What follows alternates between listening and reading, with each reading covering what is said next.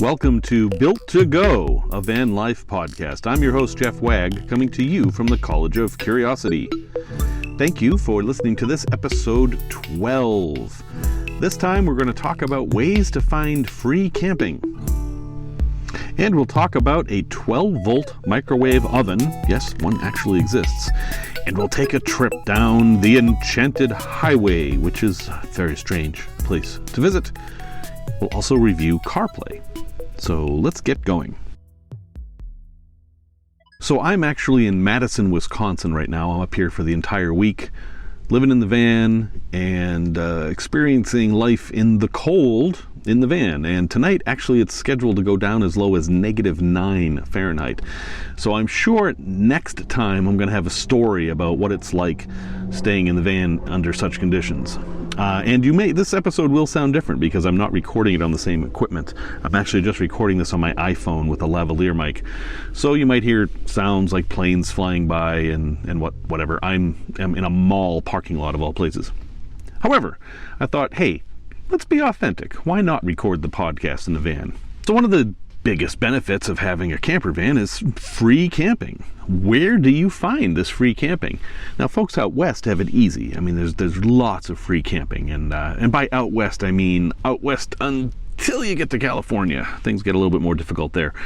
But if you're in Utah or Colorado or Arizona, New Mexico, any of the four corner states, there's an awful lot of free camping on what is called BLM land. And no, that is not Black Lives Matter. That is Bureau of Land Management.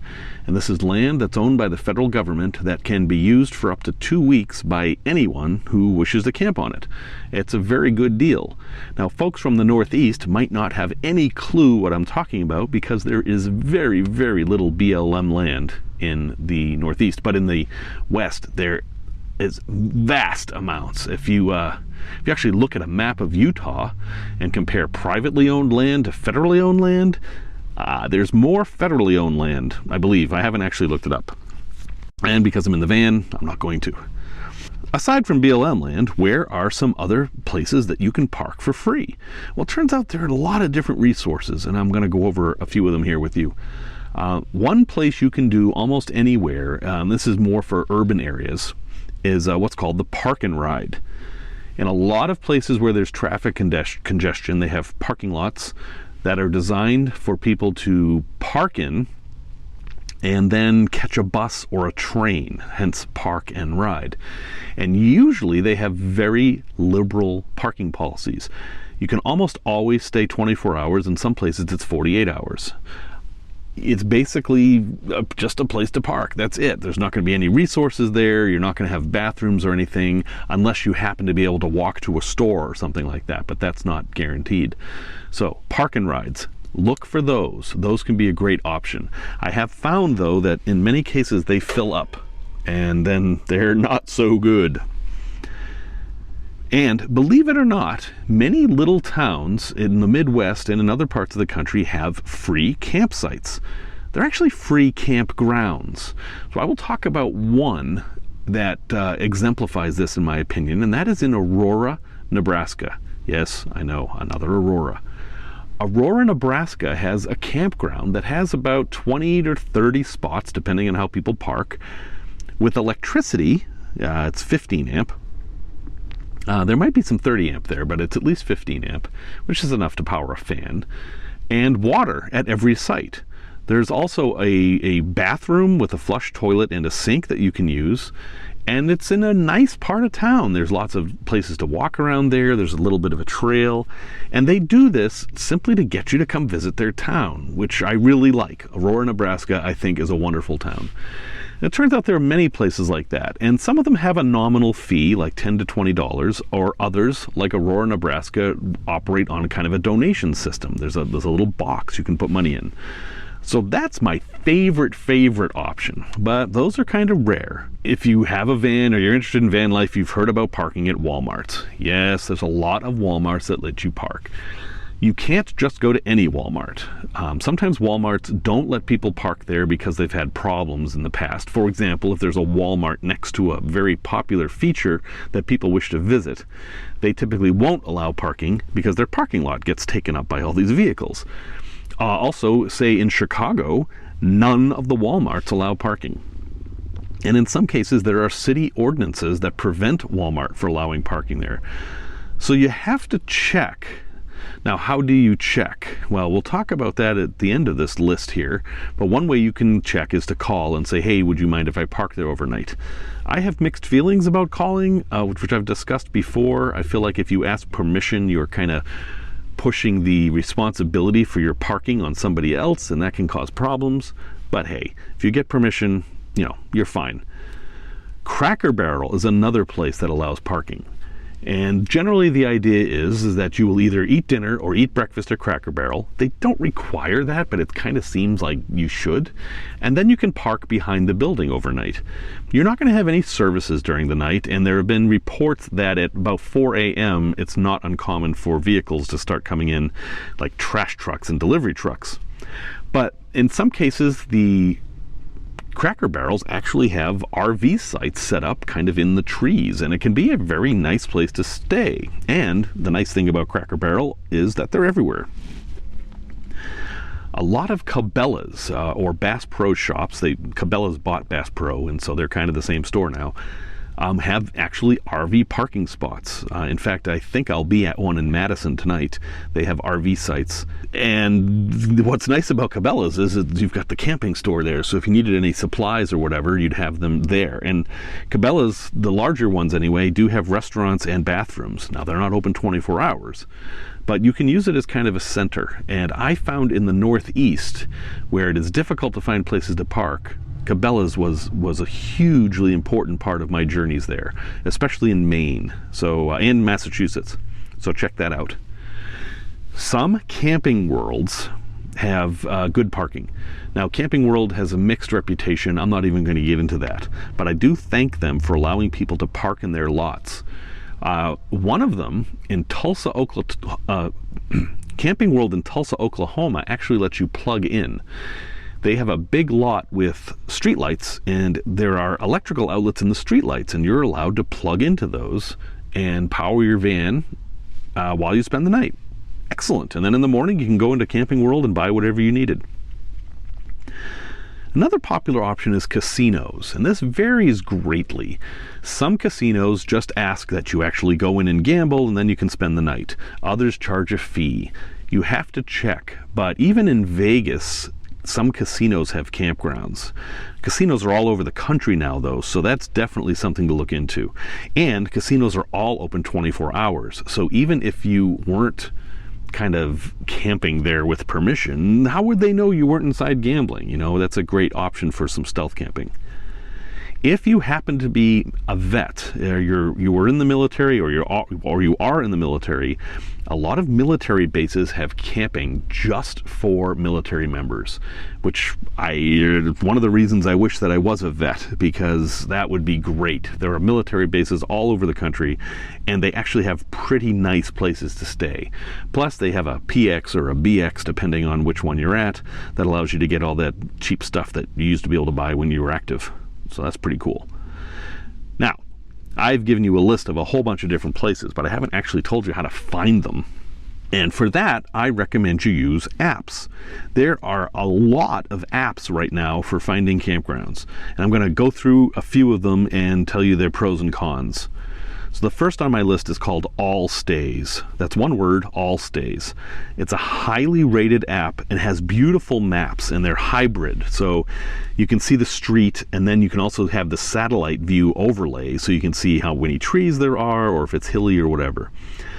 But they ask for a lot of money. You have to pay for the app, and then if you want to see all the Walmarts, that costs more. Or if you want to see places that have dump stations, that costs more. Or if you just want rest stops or Walmarts, that's more. And I find that it's kind of a buyer's market with these apps today. So even though AllStays makes a good product, I'm not sure it's the way to go. Another one I like is iOverlander. So that's the letter I, Overlander. And iOverlander seems to they crowdsource their reviews, like all of these do. It's people write reviews of these spots and they ask you to find a spot and put it in their database. And iOverlander has some really great spots. And it's a free app too, so I always have a copy of iOverlander with me. But it does have a couple of problems. It's kind of out of date. The app is a little bit old-fashioned, and in fact on my iPhone, the list is like black on black, and I can't even really read it, so I hope they update it soon. And it's missing some obvious places. Like here in Madison, there's a Cracker Barrel, 2 Walmarts, and a Cabellas that I know you can park at. iOverlander doesn't show them for some reason, so that's kind of a mystery. A very popular app in the UK is called Park for Night. So it's Park, the letter 4, and the word night. It's a beautiful app. I really like it. Unfortunately, the content in the US is very, very sparse. It's another crowdsourced app, and unfortunately, most of the crowd is in the UK. So if you're in the UK, definitely get Park for Night, or actually anywhere in Europe. But in the US, I'm afraid it just isn't there yet, and I kind of wish they would like merge with iOverlander or something and share their database. I think that would be a great service. There's an oldie but a goodie called Campendium. So that's Camp and Eum, Campendium. And it's a very professional app with lots of different sites of different types. So you'll have free parking sites, you'll have paid campgrounds, points of interest, places to buy propane, dump sites, places to get water, basically anything you might need if you're on a long-term trip in your vehicle. So I really like it. My only issue with it is that it has this annoying login requirement and it's not free. So, take that for what it's worth. Recently I discovered this app called RV Parky. So RV Park, the letter Y, RV Parky. I have to say I hate the name, but the content is really good. If you look at the reviews in there, there's tons of them. This seems to be an excellent, they have an excellent participation in their crowd, so they have lots and lots of stuff in there. And the interface is great. It does trip planning, so you can say, hey, I'm going to drive from Nevada to Georgia, and it will line out your route and then show you all the places you can stay along the way, which is a great feature. So RV Parky is among my favorites. Recently I discovered another one called Wiki Camps. So, it's actually pronounced Wiki. Did you know that? It's Wikipedia? But that sounds silly, so I'm still going to say Wikipedia. And in this case, it's Wiki Camps. It's $1.99. You have to pay for it, and there's a different app for each country. So there's like the US and Australia and New Zealand and some other countries. What's nice is that you can download the maps you need, and then you don't need the internet to access the data. And you can just choose which states you need. You don't have to download the whole country, so it'll save space. But as nice as this app is, it doesn't include Walmart, Cracker Barrel, or rest areas. Again, it seems like the nicest apps don't have the best content, and that's really what it's all about. Okay, let's say you didn't buy an app, you don't have an app, you need a place to stay, and all you have is internet access, and you can't get your app store to work or whatever. There's hope for you, and it's actually good hope. There's a website called freecampsites.net. freecampsites.net. You don't need an app. I do think they have an Android app, but again, you don't need it. You do have to be on the internet, and it doesn't have the biggest, that's not true. It has a big selection of places. It's not perfectly complete, but I know many people just use this one app as having almost everything they need. Unfortunately, the people who run this, people who run this site have decided that they don't really want to include Walmarts and Cracker Barrels and places like that. They're looking more for the free campgrounds that maybe a city park would have, which is great. But really, sometimes you just need a place to park, and you'd really like to know where that free Walmart is. So I'll have links in the show notes to at least the names of these apps. I mean, links to apps never made sense to me because, heck, you can just search for it yourself. But there is a wealth of stuff out there for finding free places to park, and these apps will definitely help you out. Tech Talk. Someone has invented a 12-volt microwave. Now, people have had microwave ovens in campers and RVs forever, and they typically would have worked on an inverter. So your batteries would go to an inverter. That inverter would pump out 110 volts, and you'd plug your microwave into that, and hey, it works just fine. It uses a heck of a lot of power, though. And inverters, every time you use your inverter, you're losing some percentage of your efficiency, usually at least 20%. So using a microwave on an inverter is a good way to kill your batteries quick. But a company named Power Hunt, has invented a 12-volt microwave. That means you can use it without an inverter. Now, it's only 660 watts. Most microwaves are at least 1,000 watts. So if you cook something in this thing, it may take twice as long to cook. But it's only drawing 55 amps. Now, 55 amps is a heck of a lot, but compared to a normal microwave, it's much less. So it's actually a better solution for your van. Inside, they have a special coating that makes it so they don't need a turntable. So it looks kind of like a toaster oven. The door folds towards you, and then you can put your food in and close it. And it is enough to cook popcorn, which to me is kind of like the highest calling of a microwave oven. Also, they only cost $299. Now, the way this thing works that makes this possible, because you couldn't plug something like this into a cigarette lighter, it would blow the fuse instantly. 55 amps, you don't have any 55 amp fuses in your normally accessible places in your van. They have a special plug that comes with it that wires directly to your battery. So you wire this unit to your battery. That actually doesn't come with it, you have to buy it. I'm sorry, there's an extra fee for that. And then you plug your microwave into this unit. And what's good about that is it gives you very thick, high quality wires that go straight to your battery, making it safe and the highest possible power. I haven't seen a lot of reviews of it, but I've seen videos of it being demonstrated, and I'll have a link in the show notes. And it looks like it actually works. It has a handle on the top so you can carry it around, which may or may not be good. But hey, if you are desperate to have a microwave and you want something that's going to be a little bit kinder to your batteries, this Power Hunt 12-volt microwave just might be the ticket. If not, I want to present to you another option for a microwave in your van. Panasonic has a new type of microwave out that is called, and I hate that it's called this, it's called an inverter microwave.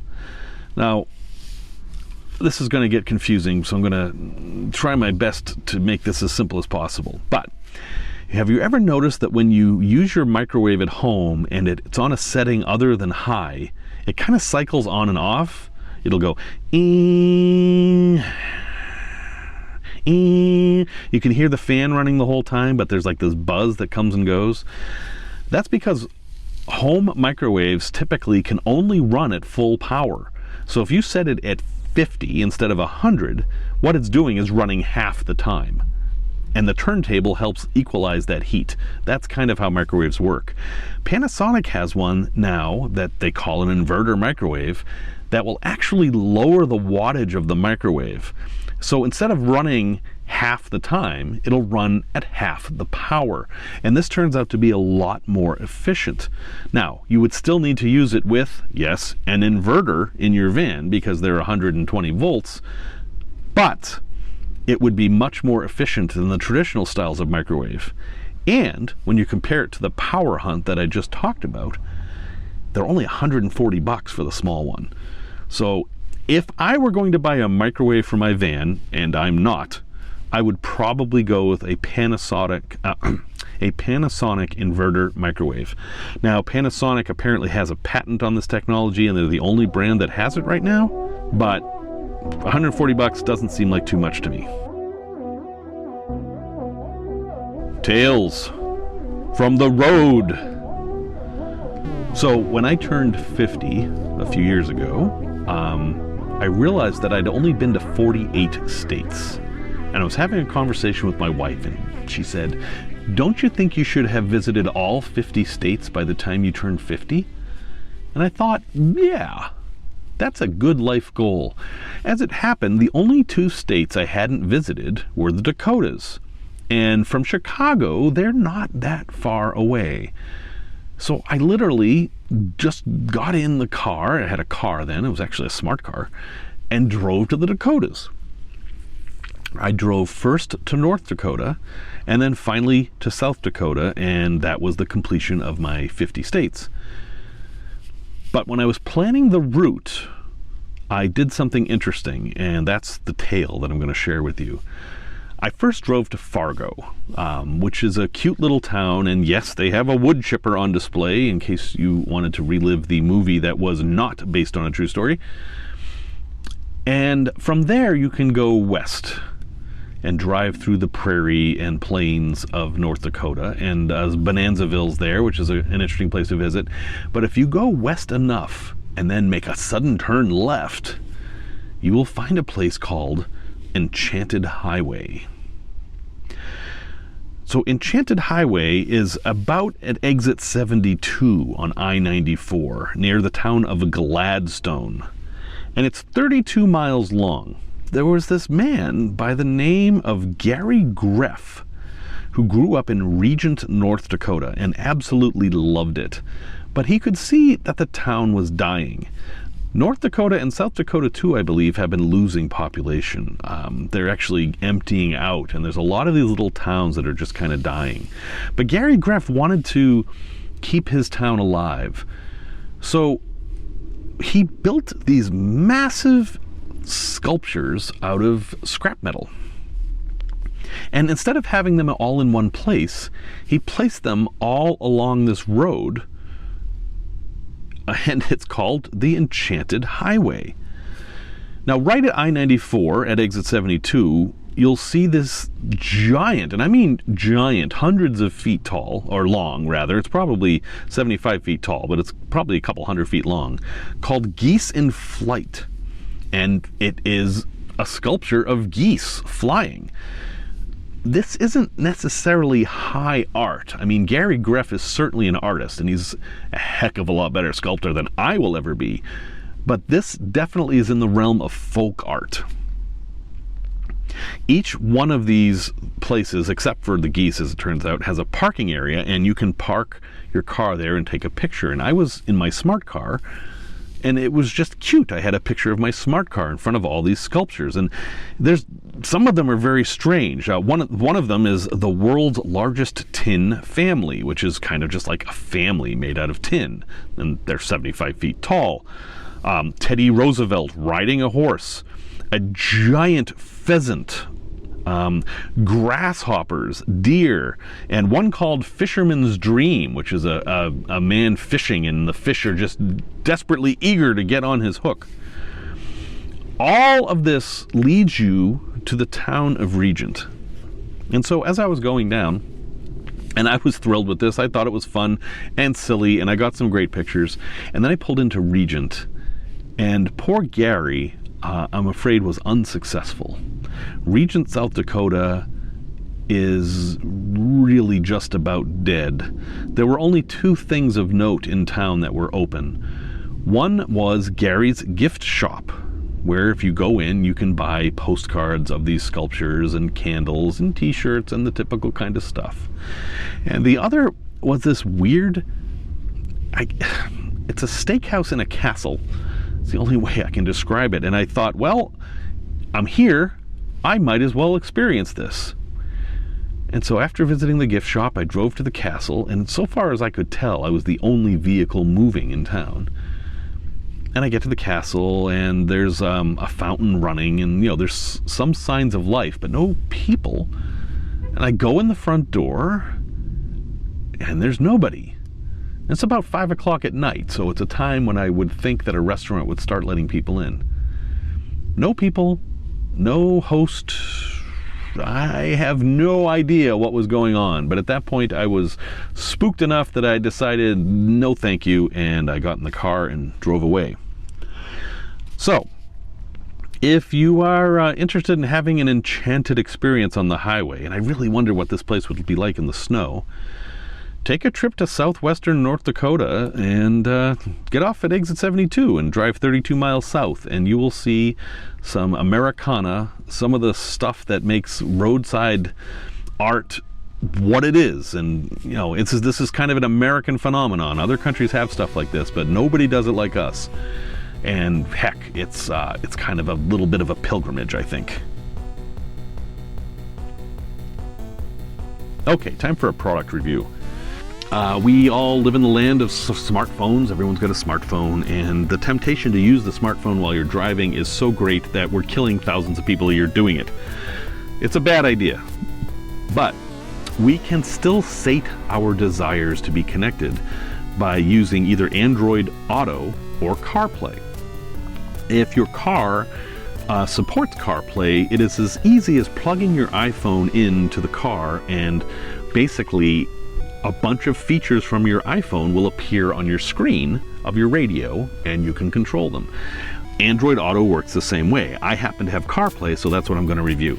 Now, CarPlay has been around for years, and while I've always liked it, I've never loved it because Apple is very conservative. There's stuff they let you do, and there's stuff they won't let you do. For example, for many years, the only GPS available was Apple Maps, which for years has been a terrible app. You couldn't use Waze, you couldn't use Google Maps, you were just stuck using Apple Maps, which was annoying. I mean, I loved Waze, I wanted to use Waze. Also, your Apple phone, your iPhone screen would mirror whatever was on CarPlay. So if you were stopped at a stoplight and you wanted to look at a text message, you'd have to bring up the text messages on your CarPlay as well as on your phone, thus removing the screen that had your map on it, which I think is annoying. And that was like that for years, and I thought, well, Apple just isn't going to do anything with this product. Then came iOS 13, and suddenly Apple is super interested in CarPlay, and it does all kinds of stuff now. You can use Waze, you can use Google Maps, you can have something different on your phone than you can have on your radio screen. It is great. You control almost all the stuff with Siri. You say, hey Siri, navigate here, or hey Siri, tell me where there's a Walmart. That kind of a thing, and it will give you a response, and you basically don't have to touch the screen for much. I find it super valuable, such to the extent that if I ever rent a car, I almost always try to get one with CarPlay because I really don't want to be without it. Now, it's not perfect. Apple is still a bit conservative. There are things it won't let you do while you're driving. So silly things in some cases. For example, you can't turn off Bluetooth while you're driving. There are times when I want to turn off Bluetooth, and it will simply say, I'm sorry, I can't do that while I'm driving. Like, why not? What difference does it make? I mean, I can press buttons and do it. Shouldn't I be able to do it by voice? It doesn't make any sense to me. Also, it won't let you search the internet for anything while you're driving. By voice, it lets you do it if you tap on the screen. This seems so backwards to me. I can normally say, hey Siri, Google McDonald's, or hey Siri, Google who won the World Series in 1927. I can say that. In the car, it'll say, I'm sorry, I can't do that while you're in the car, but I can tap it on the screen? I don't know what they're thinking there. So, if you have an iPhone, I'm going to heartily recommend CarPlay, such that it is worth replacing your stereo in your van with one that supports CarPlay. I have the Pioneer unit, an old one. It was called App Radio. It came out in 2014, I think, so it's 6 years old at this point. It works okay, but I do recommend one thing. If you get one, make sure it has a volume knob. Most of them don't have any knobs, and trying to turn down the volume quickly with the buttons is very, very annoying. And there's no mute button. You have to press down volume and then mute on the screen, and I don't know, I just find it annoying. Anyway, that's CarPlay. Apple is really devoted to it now. It's free. It works on basically any of the more modern iPhones from the iPhone 6 and up, although I found the performance from the iPhone 11 to be far superior to the performance from my 7 Plus. And as far as Android Auto is concerned, I haven't tried it, but I assume it's similar. That's an assumption.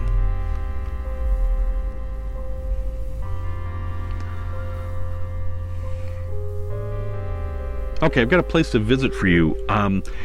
Estes Park, Colorado, you've probably heard of. It is one of the greatest Rocky Mountain places to visit. It's basically the starting or ending point for anybody driving over the Rockies in Colorado. It's right next to Rocky Mountain National Park. It has a great history. It's very touristy, very crowded in the summer. In fact, it's so crowded that they just built a parking garage on the outskirts of town, and they really want you to park there and then take a free shuttle into town, which I think is totally doable. It's home of the Stanley Hotel, which is where Stephen King stayed, and it inspired him to write The Shining. In fact, his version of the movie was filmed there, but the hotel from the movie that everybody knows is actually the Timberline Lodge in Oregon, so it's not that place. The Stanley is its own special place that is well worth a visit. I love the Stanley. But that's not what I'm telling you about. I've been to Estes Park a few times, but most recently was this summer when the organization I work for, Team Rubicon, had a national conference there. And the conference wasn't at a hotel. It was at the YMCA. Now, as an organization that's a volunteer organization and we're normally involved with disasters, I am used to the YMCA giving us space to sleep, like on their floor, letting us use the showers, and sometimes the Red Cross will come in and give us cots. I'm used to that. That's fine. That's what I signed up for. But when I got to YMCA of the Rockies, I was completely blown away by what I saw. Forget YMCA. Remove those letters from everything I'm about to tell you because they don't make any sense in this context. This place is this massive complex of lodges, 8,000 feet up in the Rocky Mountains, with amazing vistas and views, with elk and deer running around, and it's just, I don't know, it's beautiful. It's amazing. I cannot believe it is a YMCA.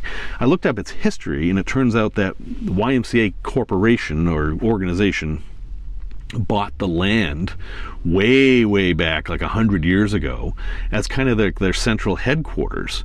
And as Estes Park grew, so did this, I guess you'd call it a camp. But it's so much more than that. I mean, it's there's different places you can stay there. There's really nice hotel rooms. There's more rustic lodges. There's tons of meeting space. They have all kinds of different activities there. The big gymnasium, and there's hundreds and hundreds of rooms there. I mean, we showed up with 500 people, and that didn't really put a dent in the place. There were easily that many people that were there that weren't us.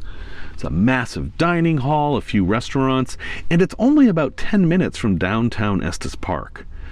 So if you're looking for a place to stay in Estes Park and you want to also stay in the Rockies, definitely check out YMCA of the Rockies. You don't need to be a member of the YMCA. You can just book it like a normal hotel room. And really, it is fabulous. It's so much more than the name would lead you to believe. Well, folks, that's it for episode 12, the very first episode I've actually recorded in the van. I don't actually know how it sounded because I haven't edited yet, but thank you very much for giving me a shot here. Next time, I'm going to talk about my experience staying in the van during such cold temperatures. I haven't actually done it yet. I'm going to do that tonight. But I will tell the story and see if I survive. If you're hearing this, I did survive. Music was by Sir Mouge, aka Simon Wag. Thank you very much. Have yourself a fantastic week.